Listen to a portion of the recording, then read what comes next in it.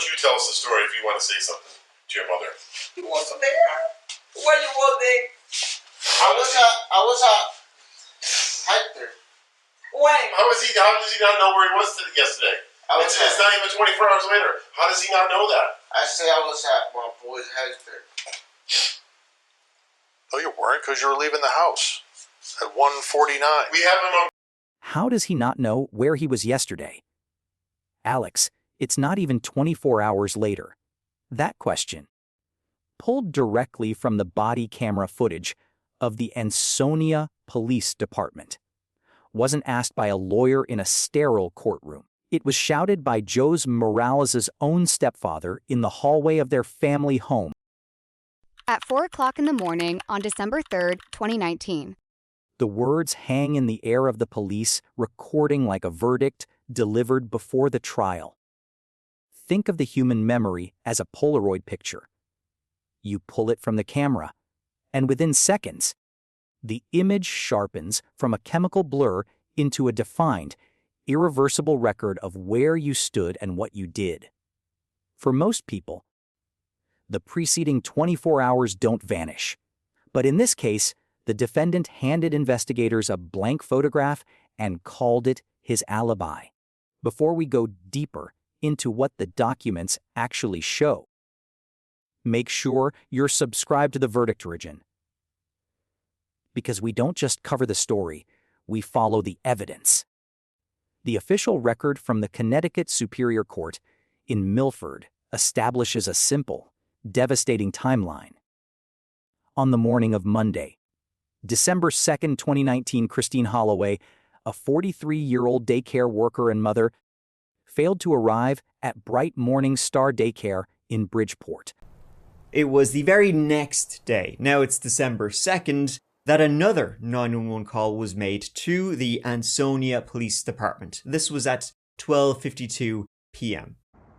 The caller this time identified herself as Rosie Clark of Bright Morning Star Daycare, based out of Bridgeport, Connecticut, 20 minutes drive towards the coast on the Long Island Sound. Rosie was calling in today as an employee of hers, Christine Holloway. She had missed work. She was due to arrive in at 8:30 a.m. Didn't, and Rosie was unable to contact her all that morning. It's now about lunchtime. She was really starting to wonder where she was. She was requesting a welfare check for Christine Holloway, who lived at 6.5 Myrtle Avenue. Christine Holloway was 43 years of age and had been working there close to 2 years. She was a model employee and was excellent with the children, a very loving person, and she had a lot of responsibilities at the daycare, so she would be missed. Christine was the oldest of 5, so She didn't call. She didn't text. For a woman described by her employer as being perpetually 15 minutes early, this absence wasn't a scheduling error. It was a structural collapse. Daughter, as you can imagine, also attended Bright Morning Star Daycare, so Vanessa and Christine, mom and daughter, they were just inseparable. Now though, there was no sign of either of them. After the no-show, Rosie was initially concerned, but it was odd, just not like Christine. She never missed a day of work, and Christine was the type of employee who she'd always show up 15-20 minutes early. Rosie then made some calls to her emergency listed contacts, some members of family, and so not getting anything either, she decided to call the police. By late that evening, officers forced entry into her apartment at 6T Myrtle Avenue and found her body in the bathtub. Officers began looking around the small apartment. One of the first things they noticed, the apartment only had one entry, the door. There were no stairs down to the garage below. The lock on the door was a deadbolt, but it needed a key to lock, so whoever locked the door had done it from the outside. Going room by room, they made a discovery in the bathroom that was pretty frightening. In the bathtub lay the lifeless body of Christine. She was naked, and it was very clear she was dead. In the tub beside her was an organ that had come out of her body. Her hands were covered in blood. It looked like she had been here over 24 hours. In there the entire time, people came and went, people were knocking on the door, people were shouting her name. And so finding this body, police raced around this small apartment trying to find a second body. But they didn't find any. Beaten to death with an object that caused catastrophic blunt force trauma. Police could now see faint lights on inside the home, and they could also see that a skylight was open, as was a rear window. We just get to the house now. There's a couple windows open on the second floor, which is really odd because obviously it's freezing out. I had him do a neighborhood canvas. One of the neighbors said, "Hey, I saw him driving her car out of here this afternoon. I can't get into the house. I'm going to kick in the door in a minute." It was snowing, below freezing temperature, and no one has their windows open. Her 14-month-old daughter, Vanessa, was gone. The apartment was locked from the outside with a deadbolt. The windows were open in freezing December air. The scene had been partially cleaned. No kidding. What they did find, though, was blood. A lot of blood. Some parts looked like there had been a cleaning attempt, others not so much. Spatter covered Vanessa's toys, a rocking chair, the crib. They did find a diaper bag, something which, you think should have been with Vanessa, as it would be, a lot of things that she would need. So if that was here, where was Vanessa? Where was she? Was she alive? And what investigators were about to learn was that the last person confirmed inside that apartment was the baby's father, Jose Morales. But his story about where he had been was a collapsing bridge, plank by plank. He was somewhere else. That's what he said. He was somewhere else. The first official statement Jose Morales gave placed him squarely in New Haven, 20 minutes away, for the entire weekend. No kidding. What they did find, though, was blood. A lot of blood. Some parts looked like there had been a cleaning attempt, others not so much. Spatter covered Vanessa's toys, a rocking chair, the crib. They did find a diaper bag, something which, you think should have been with Vanessa, as it would be, a lot of things that she would need. So if that was here, where was Vanessa? Where was she? Was she alive? He had not seen Christine, he said, since Friday. They spoke on the phone Monday morning, and that was it. A clean, verifiable sequence. The problem was that this sequence was a dead end. His stepfather dismantled it instantly. The stepfather told police that Jose had left with Christine and Vanessa on Friday and didn't return until Monday afternoon. Even though the door's kind of closed, you're free to leave. We brought you here to talk to you. I understand you're... I'm free to leave. Where am I gonna walk all the way home? No, we'll give you a ride. I'm just saying you're not held captive here. I'm not like... You're So not why what I came here for? to talk to you. About what? We're trying to find Christine and your kid. All right, that's exactly what I've been trying to call her too. Okay. All right. All right. So, We're on the same page. okay, good. I'd rather have it that way. When's the last time you talked to her?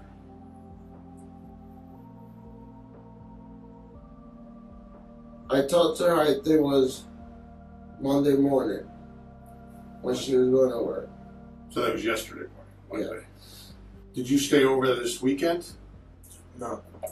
You didn't stay over there this weekend? No. Do you normally stay over there during the weekend? Sometimes I do, yeah. So make sure I got this right. She left your house or your parents' house on Friday. Yeah. With Vanessa. Yeah. And you didn't go with her? No. They were trying to nail his story down. He said he was sober, he didn't smoke, he rarely drank. He stuck to the story that he hadn't been with Christine or Vanessa over the weekend. You know what, in fact, they're not even that close at all. His family doesn't even really like Christine. It's more for the baby. They hung out. We're boyfriend, girlfriend? You guys are. Yeah, but we're not that close either. The family had even FaceTimed with him from Christine's apartment. So the official story wasn't just contested by opinion. It was vaporized by a competing timeline from within his own household. And this is where the ironies begin to compound. Jose told police he barely had a relationship with Christine. It wasn't serious. His family didn't even like her. Yet his mother and stepfather adored Christine. They described a committed relationship centered around the baby. The gap between the official narrative and the corroborated testimony wasn't a crack. It was a canyon, and in that canyon sat a 14-month-old child no one could find. He was somewhere else. By the time detectives brought Joe's in for questioning, the clock was already ticking against two critical deadlines: the forensic window to preserve trace evidence and the far more urgent window to find a missing infant alive. The interrogation footage is a masterclass in controlled forensic fury. Investigators present Joe's with a cascade of physical impossibilities in his story. They pull his phone records. There is no call to Christine on Monday morning. Police checked his phone. There was no call logs to Christine that Monday morning. Show me the phone call that you made to Vanessa on Monday morning on your phone, please. Okay. Says you called her at 6:59 p.m. One today? I mean, Monday. I keep trying to call her. Yeah, but there's no call. The log is empty. They present the neighbor's statement. A witness named George Omar had seen Joe's leaving the apartment in Christine's car 30 minutes after the first police officer knocked on the door for a welfare check. That means Joe's was inside with Christine's body when law enforcement was standing on the doorstep. The police cruiser's dash cam even captured his vehicle in the frame. George said he saw Jose leave that apartment 30 minutes after he saw the police arrive to do that initial welfare check. He had spoken to Jose, just bitching about the weather. Jose left, then came back, then left again. But what that meant was that Jose had been inside that apartment when the police made that initial welfare check. In there with a dead body. Jose's car was even seen on that police body cam. So Jose had been in there with a dead body. Doesn't take a genius to figure that out. But what had he done to him? When confronted with this, Joe's does not express shock or grief for the mother of his child. He does not desperately ask where his daughter might be. He shrugs. Realize that somebody saw you leaving Christine's house today? Huh? The whole right here, you didn't talk about a 1-year-old daughter that's missing. I don't get that. That's my daughter. Yeah, we want to find her. Right. And the only reason you're here Is to find her. is to help us find her. Alright, so let's find So her. where is she? I don't know. She's You have with no Christine. I feel like you don't want to give us any information. So what do you think? That I have my daughter hidden somewhere? The transcript from the interrogation records his response to the revelation that a neighbor saw him. The hole right here. He was somewhere else. This brings us to the donation bin. On December 5th, a woman named Mary, operating a clothing donation center in Hamden, discovered bloody clothing, towels, a child's pink crock, and paperwork bearing Christine Holloway's name dumped inside one of her bins. Then, on December 5th, 2019, a woman named Mary, she called the police in Ansonia. Mary was calling from Hamden, a place about 20 minutes down the road from Ansonia, and Mary ran a clothing donation center in Hamden. Mary believed that in her clothing donation bins, she had found some relevant items to the stuff she was seeing going on in the news about a murdered woman and a missing infant. In donation bins, they had discovered bloody clothing, bloody towels, paperwork with Christine's name on it, a small pink crock matching the one found in the apartment, Nike sneakers, things that certainly seem to have come from the murder scene. Now, why somebody would dump them here, not burn them or something, it's very, very strange. Police would also find CCTV showing that it was Jose who had dumped these items in the clothing bin. He'd been driving his car, then switched to Christine's, and certainly had been in the Myrtle Avenue area that weekend. Jose's DNA would also be found on Christine. CCTV footage pulled from the area showed Joe's Morales making the deposit. It was a baffling decision. one his defense would later try to spin as proof of his innocence, arguing no guilty man would leave evidence in a place it was guaranteed to be found. But the prosecution offered a simpler explanation. He wasn't disposing of a carefully curated crime scene. He was in a frantic race to get anything blood soaked out of that apartment before he locked the deadbolt and vanished. The donation bin was not a strategy. It was the final desperate act of a 36-hour scramble that began the moment the hammer stopped swinging. And that forces us to ask the only question that matters now. What do you do with a 1-year-old child when you've spent 36 hours dismantling her mother's existence?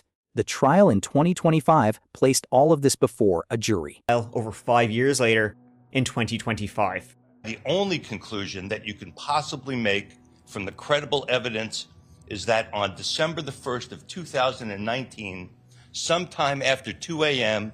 and before 6 a.m., Jose Morales intentionally caused the death of Christine Holloway by striking her in the head not less than 8 times with an instrument that caused blunt force trauma, thereby causing her death, and thereafter spending the next 36 plus hours systematically cleaning the crime scene in an attempt to erase all evidence and thereby existence of Christine Holloway. Jose's defense oscillated between two irreconcilable claims.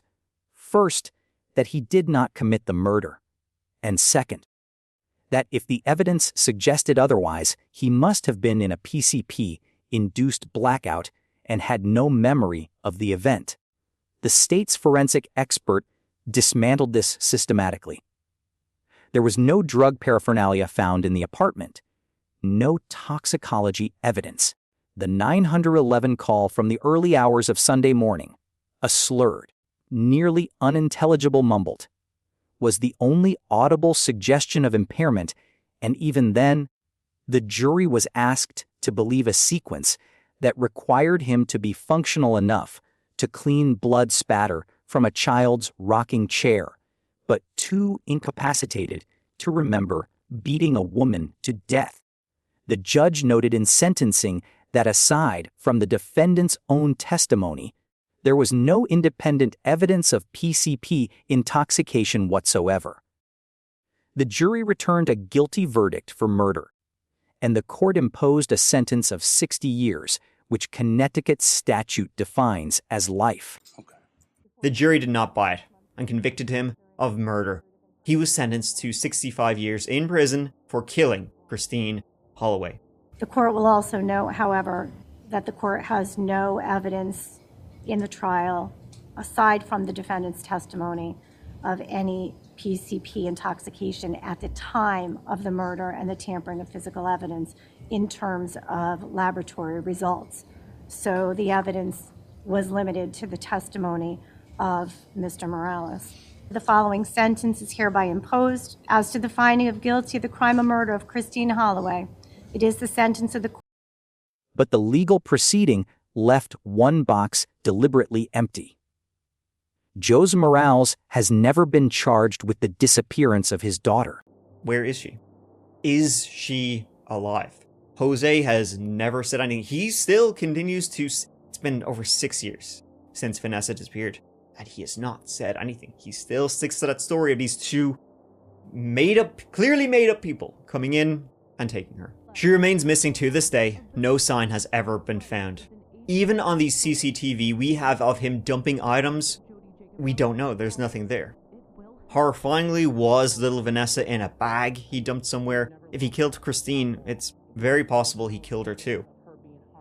Searches are still ongoing, even today.